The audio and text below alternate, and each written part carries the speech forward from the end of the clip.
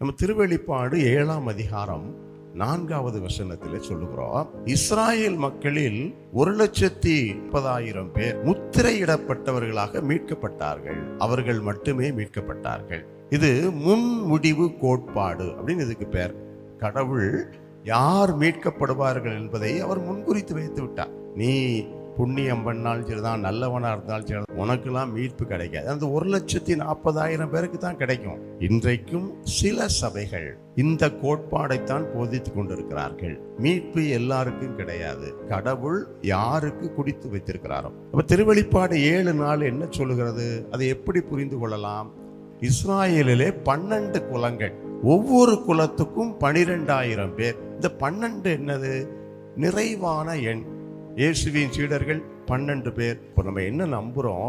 முன்முடிவு என்பது 1,40,000 பேருக்கு மட்டுமல்ல, உலகில் உள்ள எல்லாரும் மீட்கப்பட வேண்டும்.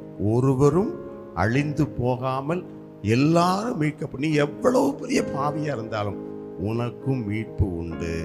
அதற்குத்தான் ஆண்டவர் இயேசு தன் அன்பை வெளிப்படுத்தி அன்பின் வடிவமாக இருக்கிறார். அப்ப எனக்கும் மீட்பு உண்டு. இயேசு என்னை அன்பு செய்கிறார். அதற்குத்தான் உலகத்துக்கு வந்தார்.